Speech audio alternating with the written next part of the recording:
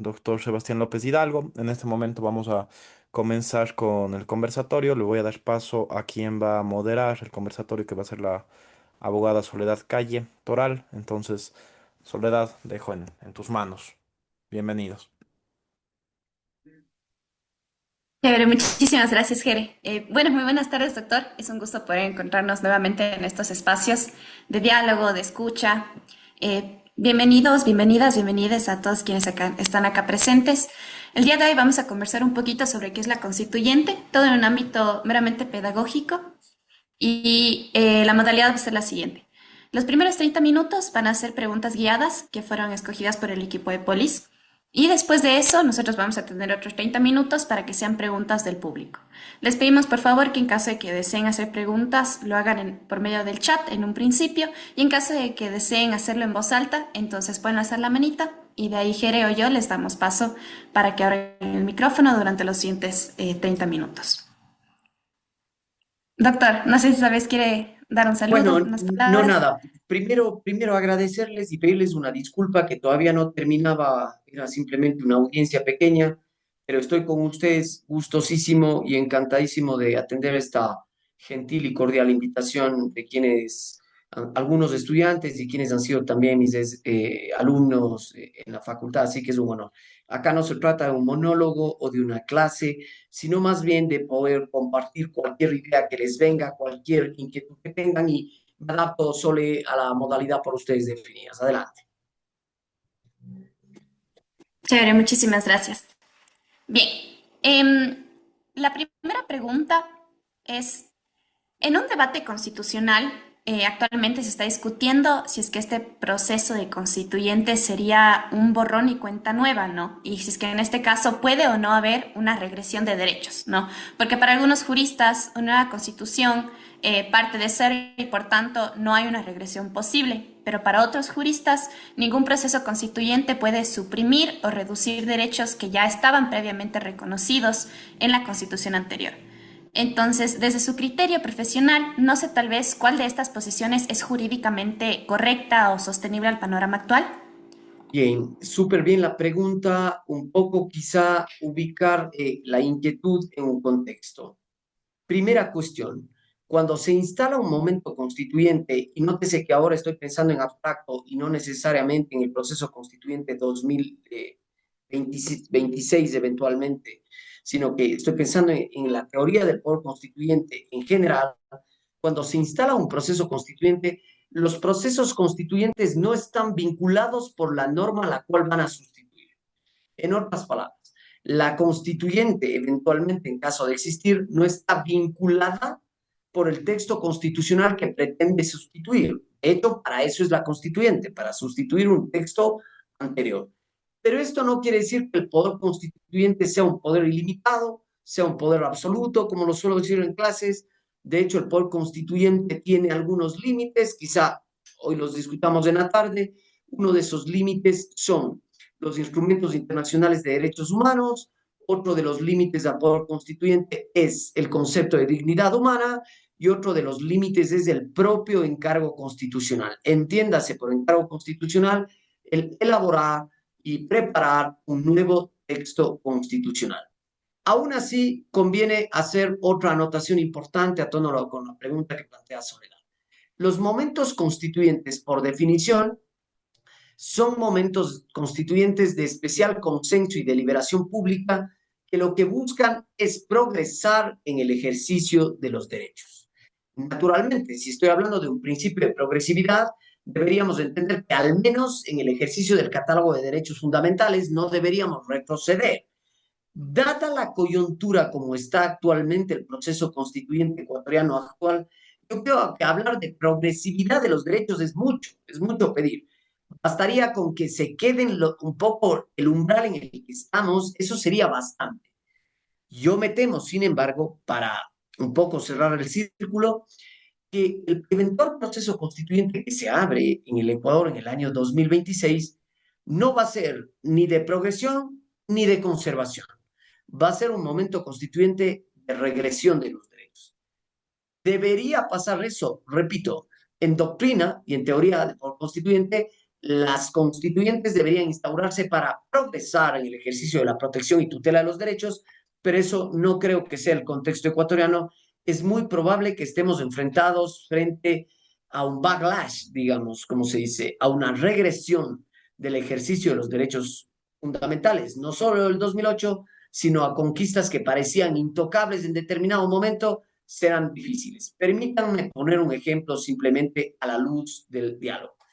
Matrimonio igualitario. Hoy eso no está en la Constitución, es un desarrollo jurisprudencial, pero que se entiende hace parte de lo que se conoce como el bloque de constitucionalidad, porque es que la jurisprudencia constitucional ha desarrollado el contenido del derecho a la libertad y el derecho a la igualdad y ha establecido que el matrimonio entre personas del mismo sexo es posible.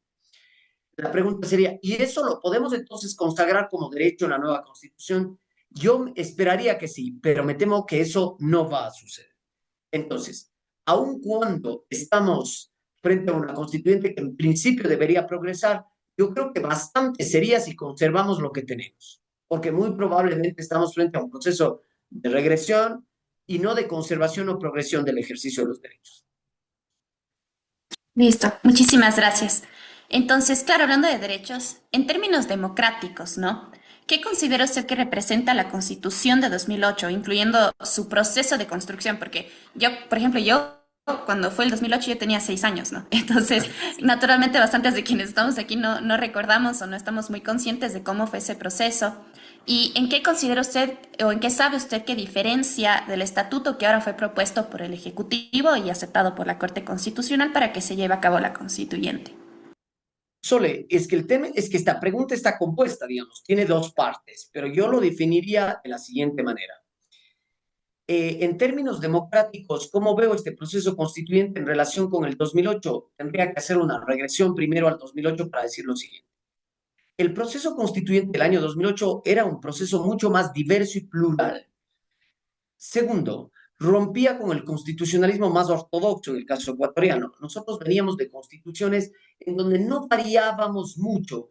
Íbamos al bicameralismo, al unicameralismo, a la reelección, no a la reelección, a los requisitos, no a los requisitos. Es decir, no variábamos mucho en términos de conquistas constitucionales. El año 2008 marca un antes y un después en el constitucionalismo, marca una ruptura. Esto no quiere decir, y pongo especial atención, que el año 2008 sea un proceso puritano, digamos, o que sea un proceso en donde todo fue consenso, en donde todo fue deliberación, en donde todo fue progresión del ejercicio de los derechos. De hecho, quienes han estudiado el proceso constituyente, con una profesora, la doctora Silvana Tapia, que era profesora de la Facultad de Derecho en la Universidad de la SUAY, estudiamos el proceso constituyente de 2008 y veíamos que al menos uno puede identificar dos fases en ese proceso constituyente, en el 2008. Una fase de consenso, deliberación, acuerdo, participación popular, y otra que fue de concentración, una fase ya de embudo. Entonces, esta especial inercia deliberativa de diálogo y conversación que existió en la primera fase se desdibujó conforme iba avanzando el proceso constituyente. En otras palabras, a pesar de que existía mucha mayor participación en el año 2008 en la fase de instalación, en la fase de conclusión del proceso constituyente, el presidente Correa tuvo total injerencia en ese proceso. A pesar de aquello, creo que es un especial momento en la Constitución para el reconocimiento de los derechos. Si ustedes miran en relación a la Constitución 2008, en relación con las 19 constituciones que han antecedido, es una constitución que garantiza derechos de la naturaleza, derechos de las colectividades, eh, derechos importantes en la categoría de derechos fundamentales, pero sin embargo hay una distorsión también en la parte orgánica de la Constitución. Punto hasta ahí con el proceso constituyente de 2008. ¿Cómo se refleja ahora? Yo creo que hoy por hoy los procesos constituyentes deberían ser procesos constituyentes construidos desde la ciudadanía. Yo les llamo la atención y les pregunto, ¿quién está iniciando este proceso constituyente? El presidente de la República. Primera paradoja. Segunda paradoja. Si es el presidente de la República el que inicia el proceso constituyente, el presidente debería decirnos qué es lo que pretende cambiar en la Constitución. Eso no ha sucedido ni de cerca, digamos. Eh, Tercero, creo que el proceso constituyente 2026, eventualmente, no tiene nada que ver con el proceso constituyente del año 2008. Creo que el proceso constituyente del año 2026 debería estar marcado por un debate popular, ciudadano, informado, robusto. Si ustedes preguntan en la calle qué les van a preguntar, estoy seguro que nadie sabe qué, o muy pocos saben qué van a responder el día domingo. De manera que no creo que tiene nada que ver el proceso constituyente 2008 con el eventual proceso constituyente 2026. ¿Sí? Bien. Perfecto, muchísimas gracias.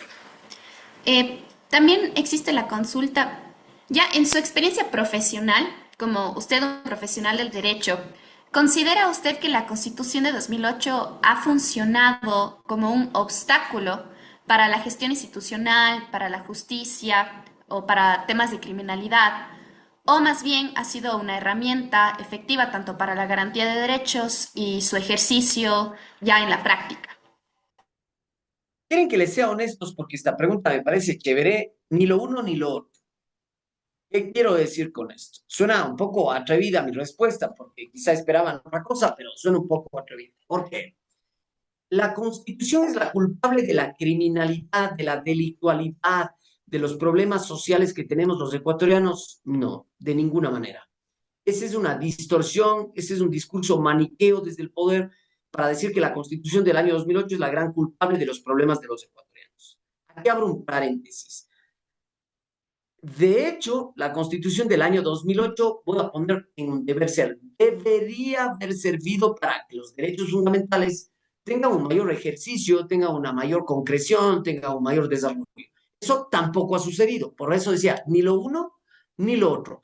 Yo creo que algo hemos visto en materia de tutela de los derechos a partir de la Constitución del año 2008, derecho a la consulta previa informada, derecho a la naturaleza, pero creo que todavía yo sé que esto les puede sonar un poco loco, pero es porque en el Ecuador hemos cambiado la constitución cada 10 años. Entonces, la pregunta que se hacen algunos es que ya vamos 17 y es hora de cambiar. Para nada. Más bien cuando una constitución perdura en el tiempo, se entiende que la constitución está permeando, pero la constitución ecuatoriana no ha logrado sedimentarse todavía. Y como no ha logrado adherirse, no ha logrado sedimentarse, ya estamos pensando en un nuevo cambio. Yo creo que ni es culpa de la delictualidad, ni es culpa de la criminalidad, más bien esto se debe a la negligencia, a la distorsión por parte de los operadores jurídicos, porque hay que decirlo en los puntos sobre las IES.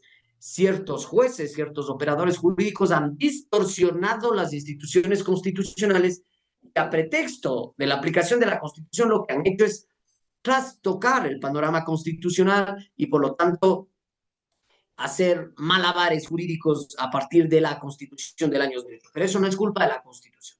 La distorsión en la aplicación del ejercicio de determinados derechos y garantías es porque tenemos malos operadores jurídicos, pero no porque sea culpa de la norma. De lo contrario, nosotros podríamos decir que todos los problemas de los ecuatorianos son problemas de las normas, y eso no es así. No es un problema de normatividad, es un problema de realidad y cultura jurídica de respeto a la norma de los ecuatorianos. Pero ni ha servido para eso, ni ha servido para la tutela de los derechos como hubiésemos esperado. Paradójicamente, no nos hemos acercado ni siquiera a una fuerte tutela de los derechos, pero ya estamos cambiando. Perfecto, muchísimas gracias. De ahí como pregunta final, como quien empezamos ya un poquito de la conversación entre todas y todos. ¿Qué considera usted que pudiera ser una oportunidad o está en juego, ¿no? Para la juventud, especialmente las juventudes que formamos parte de las organizaciones sociales de jóvenes dentro de este contexto, ¿no? O sea, considerando que somos una generación que recién se gradúa, que empieza a aportar al IES, que busca empleo, que decide a veces hasta confiar o no en la política. A veces uno le pierde un poquito de fe, tal vez quiere ejercer democracia, pero únicamente en las urnas. Entonces, ¿qué considera usted para la juventud que se supone este proceso, ya sea de constituyente o que no suceda la constituyente? Esta pregunta me gustó, Sole, y quisiera empezar por el último. Democracia no es solo el voto cada 2 o cada 4 años. Esa es una distorsión. Democracia no es solo consultas populares. De hecho, si democracia fuese solo consultas populares, Álvaro Noboa, Guillermo Lasso, Rafael Correa aparecen como grandes artífices de la democracia, y eso no es verdad. Yo creo que estos han sido populismos, La verdadera democracia supone mucho más que el aplauso o que el voto cada 2 o 4 años. Democracia supone lo que estamos haciendo hoy esta tarde, discusión, deliberación, información, y eso no hemos tenido. Si ustedes hacen un pequeño muestreo en sus casas y preguntan, ¿sabes qué es lo que se va a votar el día domingo? Estoy muy seguro que muy pocos sabrán qué es lo que van a decidir el día domingo. Y fíjense que un proceso tan importante debería estar acompañado de una democracia deliberativa, de una democracia participativa robusta, y eso no hemos tenido. Llamarle democrático a una consulta desinformada, a una consulta descontextualizada, a una consulta apurada. Y hoy, perdónenme lo que les diga, en mi tiempo había un programa que se llamaba La Feria de la Alegría. Hoy parece que vivimos la Feria de la Alegría. El presidente concede bonos, el presidente adelanta sueldos, el presidente adelanta modificaciones, el presidente inaugura cárceles al 35%. Es decir, ¿qué es esto? O sea, esto sin duda parece una feria, una baratija de ofertas para eventualmente granjearse la voluntad popular mayoritaria. Y esto es tratarnos como ignorantes de los ciudadanos. Entonces, eso es sin duda absolutamente preocupante. ¿Qué esperar de los jóvenes? Lamentablemente, si vamos a ver un proceso constituyente regresivo, ustedes se perderán la posibilidad de que los derechos de la naturaleza alcancen su verdadera protección y alcance, se perderán la posibilidad de que la consulta previa y vinculante sea un verdadero derecho fundamental, se perderán algunas cosas positivas en el texto constitucional, pero no quiero que se queden con una idea parcializada.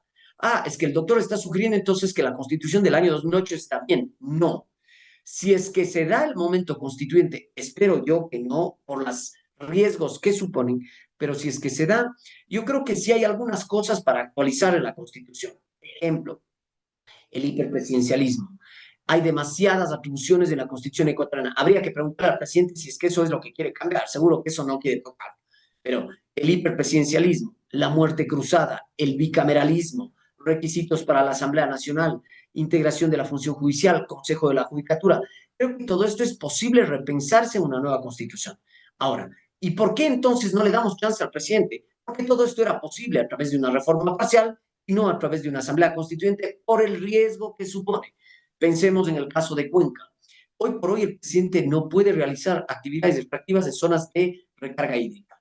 Si el presidente quita esa prohibición, porque no sé si se han visto ahora cuál es el discurso del presidente, hay muchas prohibiciones. Entonces hay que empezar a borrar las prohibiciones de la Constitución. Pero las prohibiciones de la Constitución se dan por la desconfianza al ejercicio del poder. Por eso es las prohibiciones. Si el presidente el día de mañana, en la nueva Constitución, elimina la explotación minera en zonas de recarga hídrica, ya no tiene la prohibición y el presidente tranquilamente podrá explotar Quimsacocha y nosotros los cuencanos a foja cero de nuevo a la lucha por el agua. Piénsense bien, piénsenselo bien, discutan, infórmense qué es lo sustancial. Perfecto, muchísimas gracias. Bueno, aquí nosotros ya hemos conversado muchísimo, hablamos de lo que es la democracia, hablamos de lo que es o no regresividad de derechos, el proceso constituyente y cómo es una verdadera participación. Entonces sería lo máximo si es que ahora ustedes pudieran abrir su micrófono, abrir su cámara y conversar un poquito, ya sea un comentario, ya sea una pregunta, porque como un buen amigo alguna vez le dijo, no existen preguntas tontas, sino tontos que no preguntan. Entonces, bien, Ángela, tienes la mano alzada. Muy buenas tardes, saludos a todos. Lamentablemente estoy en una zona en donde el internet se me puede ir y por eso no puedo prender la cámara para efectos de que salga bien la pregunta, ¿no? Pero un gusto, los felicito. Quiero decirles de antemano que soy de la generación que participó en la elaboración de la consulta de la Constitución del 2008. Soy una mujer ya madura, profesional. Justamente me encuentro cursando estudios en Derecho porque fue una aspiración de siempre.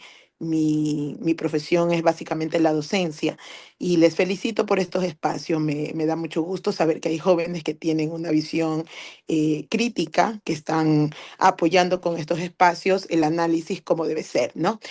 Bueno, en el marco de este foro se está analizando este rumbo político, institucional. Es importante que la ciudadanía, la comunidad, la gente común, más que todo, tenga elementos para una buena decisión. Lamentablemente vemos que estamos rodeados de una prensa y medios que, bueno, polarizan cada vez más las circunstancias y eso no ayuda mucho a la decisión de las masas. Sin embargo, a mí me surge una pregunta con respecto al planteamiento de la cantidad de asambleístas. Me gustaría preguntarle aquí al doctor, cómo orientar o cómo dilucidar de mejor manera el fundamento o aquel principio en el cual poder analizar concienzudamente si es necesario reducirlo o no. Es decir, muchos estamos en desacuerdo con la mayoría, o por no decir todas las preguntas que se van a plantear. Sin embargo, esta pregunta también genera como esos dos lados, es un poco ambiguo, ¿no? En el común de la gente, me pongo a analizar ese lugar, está la idea de que los asambleístas no están preparados, no sirven para nada, están recibiendo sueldos exorbitantes y no representan a la ciudadanía. Y es válido, pero al mismo tiempo también cómo se puede justificar su participación con respecto a las divisiones de los territorios, a la representatividad en el país. Esa es una duda que todavía no me hace al final decidir si es correcto el sí o el no por esta apreciación, ¿no? Quisiera su opinión. Bien, no sé cómo vamos, cuál es la dinámica, Sole, si respondo o cómo es. Sí, respondo, el chiste es que sea una conversación. Ya, perfecto. A ver, bueno, Ángela, muchísimas gracias por esa pregunta. Yo, chicos, bueno, y no tan chicos, también los que están acá, no quiero decirles si tienen que votar sí o no, definitivamente. Esto obedece, digamos, a la conciencia democrática que cada uno tenga, a la calidad de información que tenga y a la libre decisión que pueda optar. Pero sí decir lo siguiente, sobre la pregunta de la reducción del número de asambleístas. Varias han sido las oportunidades en donde los gobiernos de turno han intentado reducir el número de la representación política a nivel de la Asamblea Nacional. Uno. Dos. Sepan ustedes que aun cuando nuestra Asamblea Nacional tiene un déficit de deliberación, de discusión o un déficit de representación profunda en cuanto a la calidad, es necesario que el Parlamento Nacional funcione como un órgano democrático dentro de una democracia. La pregunta es, ¿cuántos deben ser? Eso resulta ser un poco difícil, pero a mí me parece arriesgado la propuesta del presidente en relación con el número de asambleístas por lo siguiente. Más me parece una pregunta de tipo de enganche antes que una pregunta real, una pregunta con sentido propio. ¿Por qué? El tema de la calidad de la discusión parlamentaria, el tema de la calidad de los asambleístas, el tema de la calidad de la discusión en el seno del Parlamento Nacional, no pasa por la cantidad de asambleístas, sino pasa por la calidad de las personas que vayan a la Asamblea Nacional. Dicho esto, ¿cuál sería la solución? La solución debería ser que los partidos políticos, que los representantes políticos, que las agencias políticas, que los movimientos políticos seleccionen a verdaderos cuadros formados en política para que puedan tener una real representación, calidad y mejora en la discusión pública nacional. Eso no sucede en el caso ecuatoriano, pero hoy se nos plantea como una falacia que reduciendo el número de asambleístas vamos a reducir la calidad, vamos a mejorar la calidad. Esto no es así. Quizá reducir el número de asambleístas genera un ahorro nacional, pero no es que será algo trascendental respecto del erario público. Y yo creo que el tema pasa por una cuestión de responsabilidad, calidad en la representación, requisitos en la representación política, las organizaciones políticas, y no necesariamente un tema de cantidad. Dos cosas más para cerrar con esta pregunta. Nótese que a nivel comparado, el Ecuador, ciertamente somos pequeños en el contexto internacional, pero a nivel comparado somos de aquellos países que tienen los parlamentos mucho más pequeños, comparado con Perú, comparado con Colombia, comparado con el mismo Uruguay, que es chiquito, comparado con la Argentina, comparado con Brasil, el parlamento ecuatoriano ya de por sí es pequeño. Y esto podría ser peligroso en temas de representación política en ciudades y provincias pequeñas. Al tiempo que usted reduce la representación en circunscripciones pequeñas, reduce el número de asambleístas, reduce el número de voces que deberían estar informando y discutiendo en la Asamblea Nacional. El tema pasa por la calidad y no tanto por la cantidad. Me parece que es una pregunta, aun cuando es interesante, creo que es una pregunta importante, interesante, me parece que es una pregunta enganche para los ecuatorianos antes que una verdadera solución a los problemas políticos de la representación, la calidad y la discusión en el Parlamento Nacional. Perfecto, Gracias, muchísimas doctor. gracias. Bien, ahora también les recordamos un No poquito sé, los Ángela, temas si quedó del... claro. Sí, doctor. Muy bien. Gracias. Perdón. Solo recordándoles un poco el tema de las normas de convivencia que nosotras y nosotros tenemos, ¿no? Temas de no monopolizar la palabra, los comentarios que se emitan que sean siempre respetuosos, tanto a todas las diversidades que estamos acá presentes en su generalidad y también haciendo preguntas concretas y también una conversación en caso de que tengan algún comentario. Bien, ahora estaba Iván. Iván Andrés Arizaga Salazar. Doctor, ¿cómo está? ¿Qué tal? Quisiera preguntar acerca de una propuesta que creo que es la propuesta más controversial acerca de la transformación de la Corte Constitucional a una sala de la Corte Nacional y su implicación en el desequilibrio funcional con respecto al sistema de pesos y contrapesos, el control constitucional y bueno, que bajo la dinámica actual de la Constitución parecería ser el único freno que existe al poder. ¿Qué implicaciones tendría verdaderamente que se transforme la Corte Constitucional a una sala de la Corte Nacional? Muchas gracias. Bien, esta es una súper buena pregunta, pero esto casi que ameritaría un conversatorio entero, pero vamos a tratar de hacer unas líneas para tratar de discutir esto. Nótese que la vigencia de la discusión sobre la idea de un control constitucional, este no es una idea nueva, estuvo ya presente en el primer tercio, digamos, del siglo XX, una discusión entre Kelsen y Smith sobre la vigencia del control de constitucionalidad. Hubiésemos pensado que la historia le ha dado la razón a Kelsen, digo, hubiésemos pensado en el caso ecuatoriano. Todos los sistemas han incorporado mecanismos de control constitucional, pero hoy cuando se parece que nosotros habíamos llegado a la madurez en temas de control de constitucionalidad, con una Corte Constitucional con amplias atribuciones, paradójicamente pretendemos degradar el control constitucional y simplemente dejar, en vez de Corte Constitucional, crear una sala más de lo constitucional al estilo sala laboral, sala penal, sala civil, sala contenciosa en Corte Nacional de Justicia. Y por lo tanto, darle en principio una suerte de igualdad jerárquica respecto a los órganos que tienen que ser controlados. Esta es una brutalidad, perdón la expresión. Un control constitucional para ser fuerte necesita un órgano de control independiente del órgano controlado y necesita facultades decisorias y necesita que el sometimiento del mundo jurídico esté sometido al control. En caso de crear una sala, el control de constitucionalidad se habrá perdido y claro, no puede usted poner a controlarse entre iguales. Por eso la jerarquía y supremacía de la Corte Constitucional. Quisiera terminar con una frase. Una Constitución Suprema necesita un guardián supremo de la Constitución.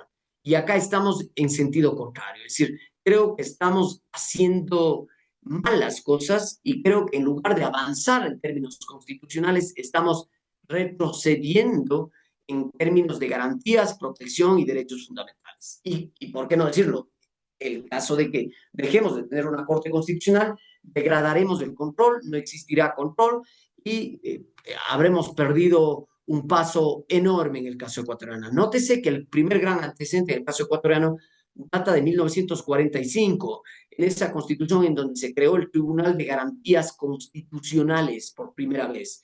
Luego, esa constitución apenas duró un año, volvimos al tema del Consejo de Estado. Luego, en el año, en las reformas 96, tuvimos el Tribunal Constitucional, es decir, parece que empezábamos a caminar. Luego tuvimos Corte Constitucional, pero parece ser que ahora vamos en sentido contrario. No nos hemos dado cuenta de la brutalidad que supone degradarle a la Corte Constitucional para que en lugar de ser órgano de control sea un órgano controlado.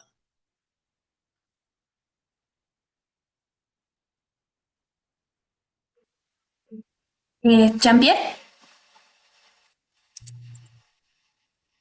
Hola, buenas tardes. Muchas gracias por el espacio. Yo tengo una pequeña consulta respecto a lo de la Constitución. Bueno, más que todo pasa por un tema capaz un poco controversial. No decir que vamos a votar sí o no en las preguntas, a ese punto no voy. Pero hay dos preguntas o dos cosas bueno, están defendiendo muchas las personas, que es esto de las bases extranjeras, que uno va a perder la soberanía del país, que hay un tema todo de por medio. Yo supongo, tengo entendido, porque la verdad yo no estudio derecho, yo estudio economía, ¿no? Yo más por mi parte economía lo que yo hago. Según tengo entendido que no sería perder en cierta parte la soberanía del país, sino al contrario, sería una ayuda. Ahora, la cuestión es a dónde utilizarla y a dónde redirigirla, por una parte. Por otra parte, como también hay un debate o un discurso de la gente que dice que con la Constitución que quiere realizar el presidente Noboa, que esto, que el otro, que se van a perder los derechos de trabajadores, de salud, de un montón de cosas. Claro, básicamente estos derechos son derechos fundamentales que tienen que haber en cualquier constitución, que creo que son derechos que se tienen que respetar. Y tendría entendido que no se podrían perder así de fácil por los tratados que se ha firmado de manera internacional el Ecuador y todos los países. ¿Cuál es el punto en el que quiero llegar? Que al final, o al fin y al cabo, es que la desinformación de la gente hace que todo este tipo de cosas giren alrededor y no entiendan de manera correcta las preguntas, basándome yo en lo que creo. Porque, como vuelvo y repito, para mí creo que es perder este tipo de derechos es sumamente difícil, según tengo entendido, que se tiene, como es esto, firmados convenios internacionales para no perderlos. Entonces, esa es como más que todo mi cuestión. Ya sé a qué punto más que todo se va a dirigir ahora la constituyente que quiera ser el presidente Noboa. Esa es mi pequeña aportación. Buenísimo, Jean-Pierre, esto para la discusión, pero quisiera empezar por lo último, por lo último. Eh,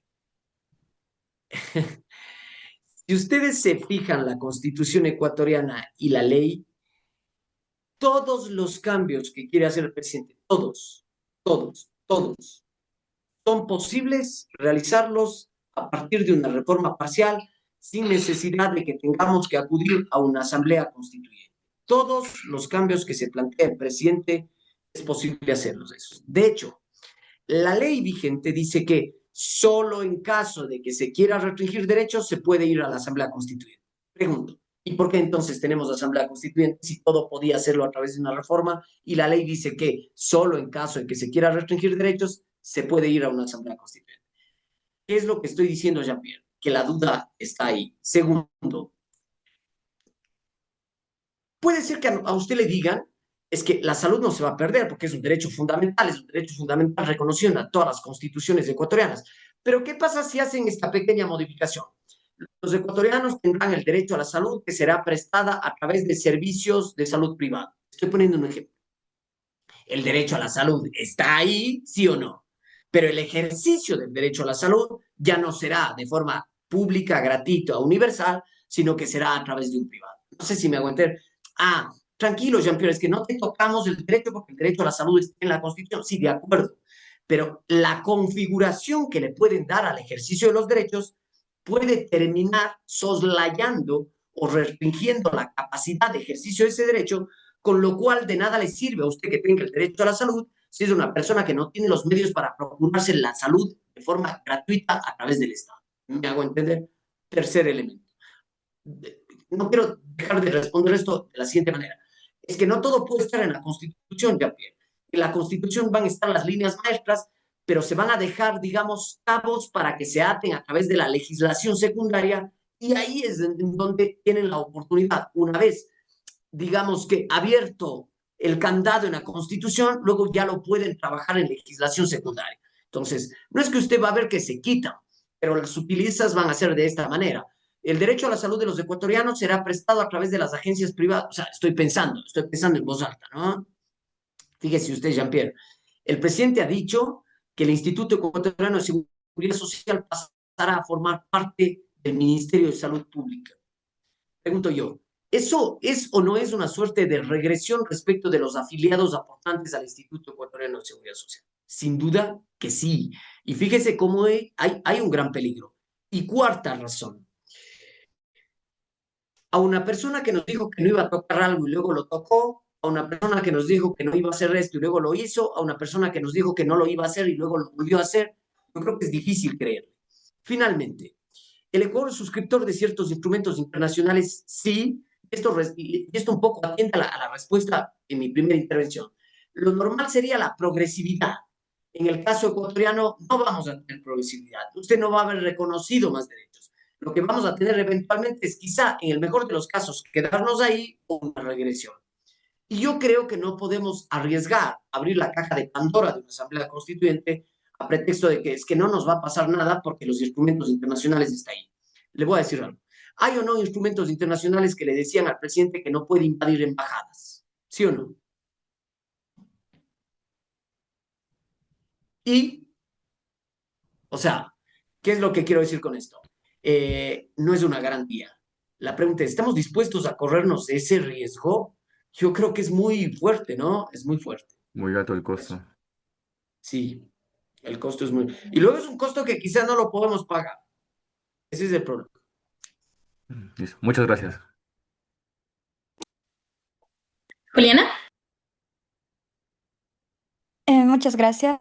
Buenas tardes, doctor. Buenas tardes, Jeremías y Sole, quienes nos han abierto este espacio de diálogo e información. Soy estudiante de primer ciclo recién de Derecho en la Universidad de la SOY y tenía una pregunta regresando al tema de la sociedad politizada y cómo esto favorece al gobierno de turno y si alguna vez tuvimos una sociedad politizada y cómo se puede promover la politización dentro del Ecuador. Hijo, ahí la pregunta sería, ¿qué entienden por sociedad politizada? Yo creo que hay que tener cuidado. Quienes son mis alumnos saben que las categorías tienen que manejarse con extremo cuidado y no sociedad politizada. La primera pregunta yo sería, yo le devuelvo a usted, Juliana, ¿qué entiende por sociedad politizada? Pero yo le voy a dar una respuesta, digamos, a tono con lo que, por dónde creo que van los tiros. Una, ¿han escuchado ustedes este dicho? En el Ecuador se está politizando la justicia y se está judicializando la política. ¿Han oído esto? ¿Qué debería suceder para que el Ecuador tenga una sociedad robusta, una democracia fuerte, una democracia pujante, una democracia sana, una democracia efectiva? Deberíamos constitucionalizar la política. ¿Qué quiero decir esto? Que la política y los debates políticos deberían ser en el marco del respeto a las instituciones. Y el respeto a las instituciones supone participación ciudadana fuerte, supone una democracia robusta, supone una democracia sana, y eso no tenemos en el caso ecuatoriano. En el caso ecuatoriano, lo que hemos tenido es una democracia muy frágil, una democracia e institucionalidad muy débil, con lo cual esto hace que se polaricen otras cuestiones dentro de la democracia. Ejemplo, cuando la democracia es muy débil, la participación es muy débil, la representación popular de las minorías es escasa, no funcionan los mecanismos de participación y de discusión pública, el constitucionalismo como el polo opuesto cobra mayor fuerza, cobra mayor fuerza. Esto depende de una relación, es difícil explicarlo esto acá, de una relación que se llama constitucionalismo y democracia, ¿sí? Por ejemplo, y para que se me entienda, Juliana, eh, ¿por qué será que sociedades como, por ejemplo, Holanda o Países Bajos no tienen control constitucional? Fíjense usted. Habría que preguntar al presidente por qué Países Bajos no tiene control constitucional. Países Bajos no tiene control constitucional porque su democracia funciona bien. La pregunta es, ¿y por qué nosotros tenemos un fuerte control constitucional, una fuerte corte? Porque nuestra democracia funciona mal. Entonces, lo que debemos hacer es mayor participación, mayor deliberación, restaurar los mecanismos de democracia participativa, restaurar los mecanismos de democracia directa para tener una ciudadanía informada. Y eso redundará, sin duda, en una democracia fuerte, en una institucionalidad fuerte.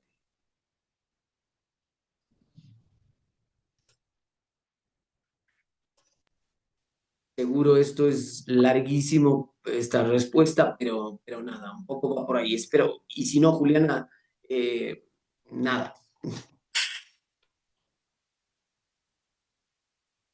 Muchas gracias. Bien, Marisabel. Buenas tardes, doctor. Buenas tardes, miembros de Polis.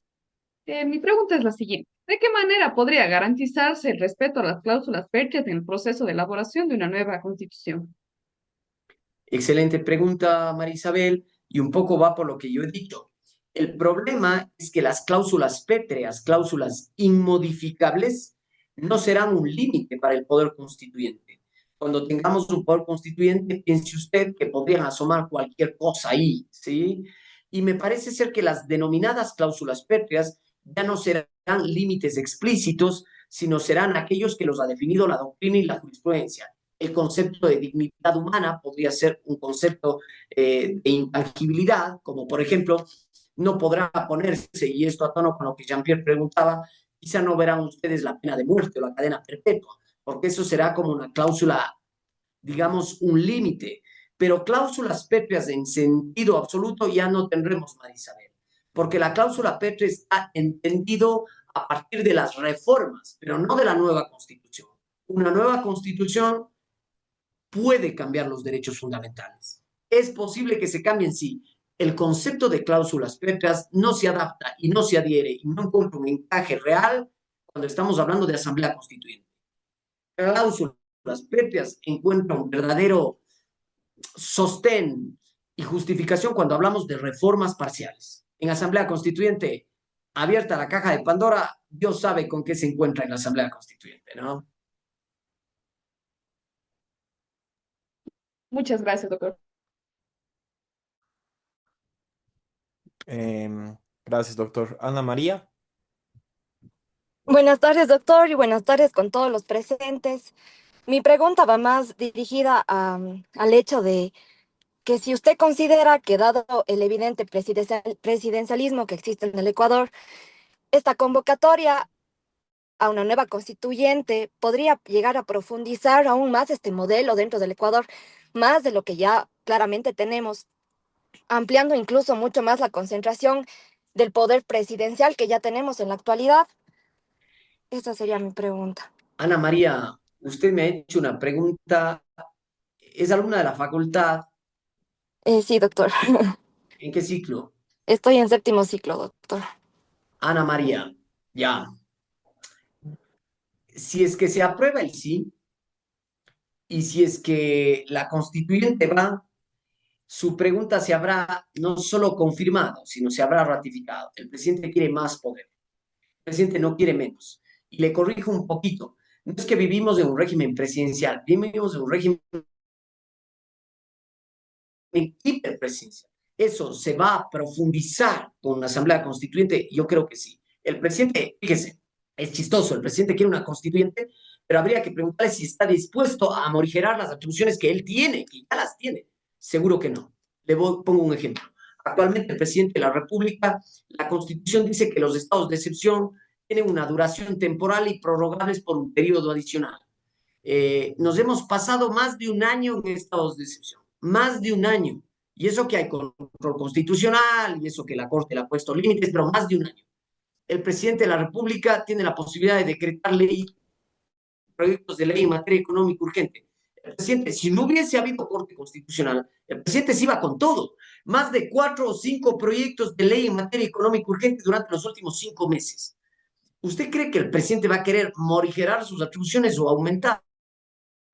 Sin duda, en una asamblea constituyente, el presidente no querrá control de la Corte al estado de excepción, el presidente no querrá control de la Corte a los proyectos de ley económica urgente, el presidente no querrá una serie de controles y limitaciones. Me preocupa que se hable de que la Constitución tiene muchas prohibiciones. Tiene prohibiciones porque desconfiamos en el Ecuador del ejercicio del poder público. No es por otra razón que no sea esa. Seguro que sí, Ana María.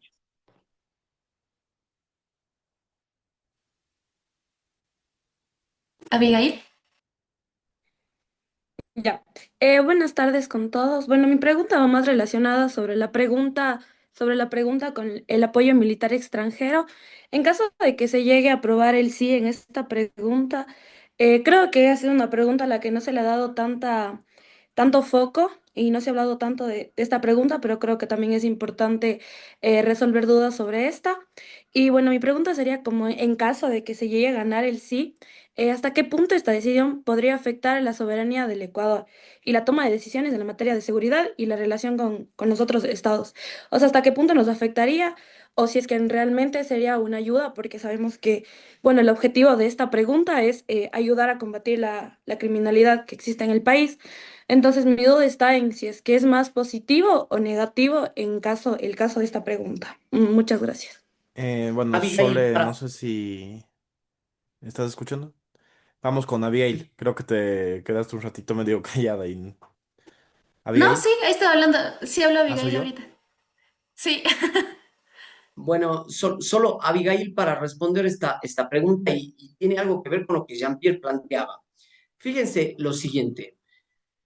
Hace una semana al presidente de la República le preguntaron qué pasa con esta pregunta de las bases militares. ¿Saben qué dijo el presidente de la República? Dijo, pero si la pregunta no habla de bases militares, la pregunta habla de bases extranjeras en el Ecuador. Yo no sé si esto es descuido o mala fe. Porque si usted lee la pregunta dice instalación de bases militares. Y el presidente de la República lo dijo públicamente en una radio nacional de circulación nacional, que la pregunta no habla de bases militares. La respuesta es, ¿usted le cree? Esa es la gran pregunta que yo tengo. Ahora, ¿por qué planteo así mi respuesta? Abigail, yo en principio no veo problema que pueda existir una base, porque una base podría estar atada a un eventual convenio que tenga el presidente. El problema es que eh, y eso lo haría el Estado en ejercicio de su soberanía. Al Estado no le están poniendo una pistola, es el pueblo el que decide y el que la ha de adoptar. El problema es las condiciones en las cuales se van a implementar estas bases. Si el presidente me dice en una entrevista pública que no es cierto que la pregunta contenga la frase bases militares, yo ya no le creo nada. Esa es la respuesta. No le creo nada. De manera que yo no sé qué tipo de base vaya a poner, no sé qué tipo de alcance vaya a tener, no es que aprobada la pregunta, el día de mañana está una base militar norteamericana. Por cierto, podría ser norteamericana, pero habría que preguntarse, ¿y qué pasa si viene una base militar de otro gobierno y le decide plantear al presidente que quiere ponerse? ¿Cabe o no cabe? El tema es que esta pregunta será implementada a través de acuerdos internacionales posteriores, pero una vez abierta la caja de Pandora nuevamente, no sabemos hasta dónde podamos parar con esto.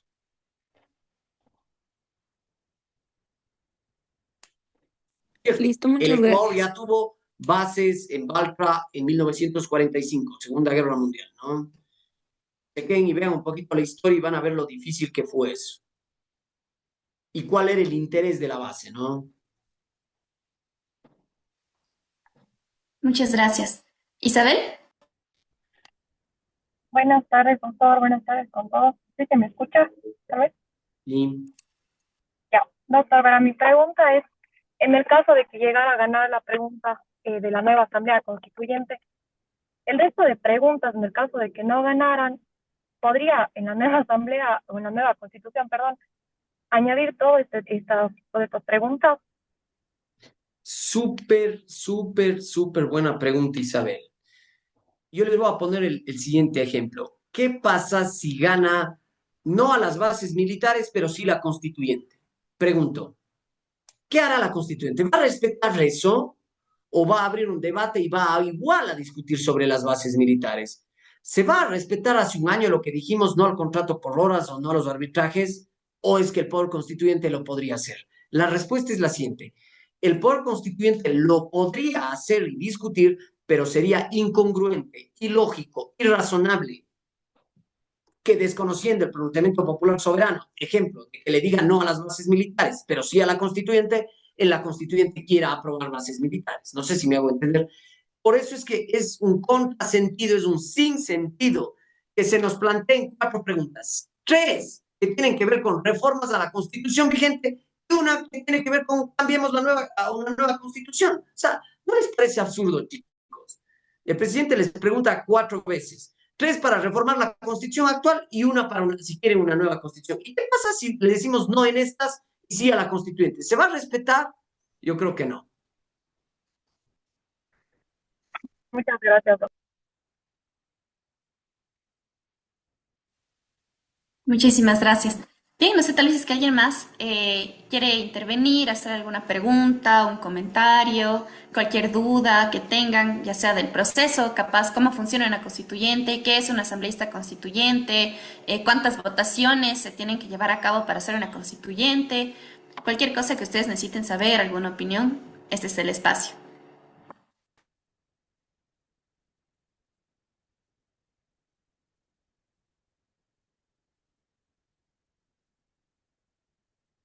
Creo que quedó todo claro o nada claro, porque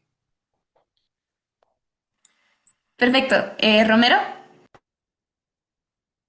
Sí, buenas noches. Mi pregunta en este caso sería, ya que, Bueno, estamos en incertidumbre de si realmente se aprobará o no la constituyente.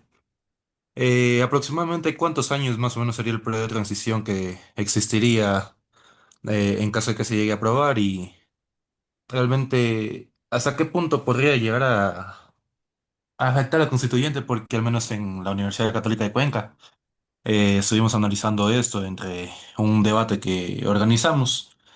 Y principalmente entre los 24 compañeros que somos, pues hemos analizado que, a nuestro parecer, creo que esta constituyente hasta cierto punto podría ayudar a beneficiar al país, pero viéndolo por otro punto de vista, pues sí podría llegar a perjudicar en cierta parte.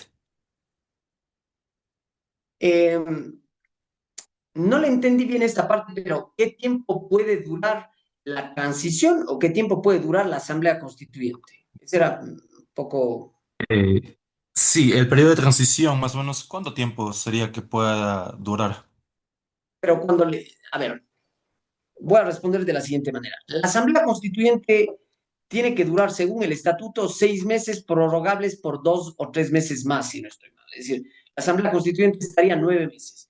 El problema es que una cosa es cuando usted dicte la Constitución, luego tiene que implementar toda una serie de cuerpos legales inferiores para que esa Constitución entre en marcha.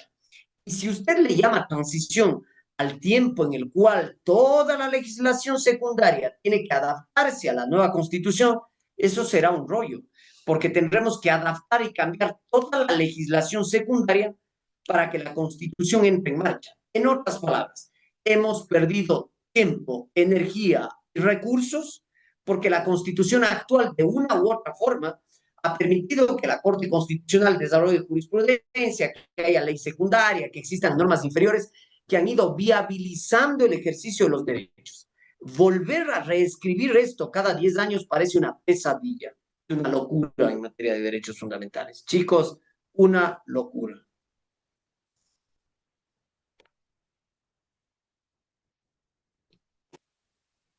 Muchas gracias. Doménica. Hola, buenas tardes con todos. Buenas tardes, doctor. Mi pregunta es bastante simple. Con respecto a si se diera la Asamblea Constituyente, la parte de la elección de los asambleístas constituyentes en las papeletas, ¿se daría por partidos o se hace de manera individual?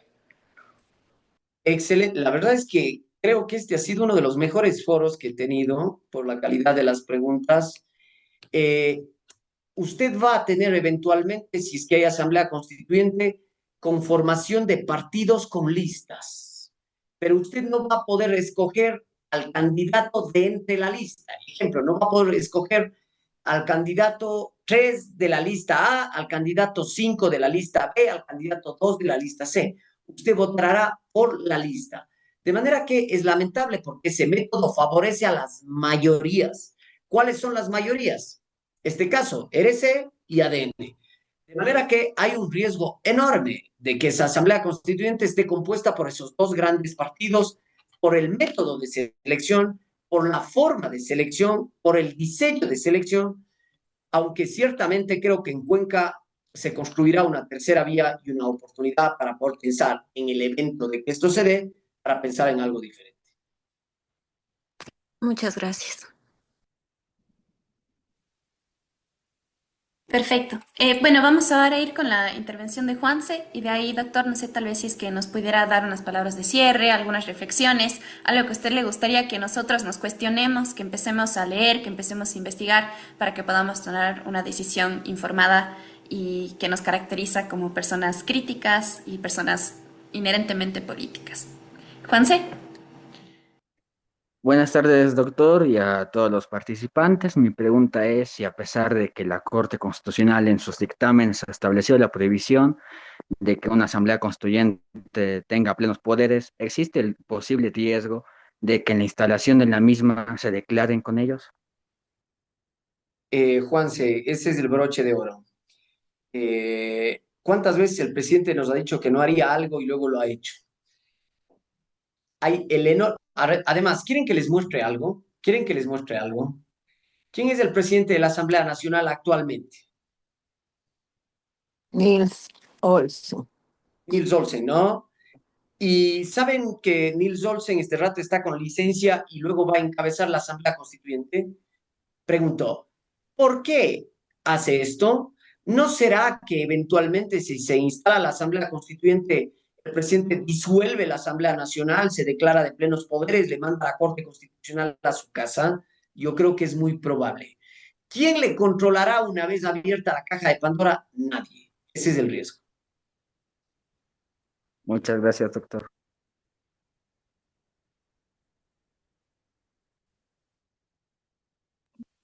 Bien, muchísimas gracias. Doctor, tal vez algunas palabras de cierre. Solamente para agradecerles, pero para decirles lo siguiente, infórmense, no se queden con lo que yo he dicho esta tarde, infórmense, lean, cuestiónense, pregúntense, duden, critiquen y sobre todo, no seamos ingenuos. En Latinoamérica, en el Ecuador en particular, el poder público siempre ha tendido a saltarse los límites.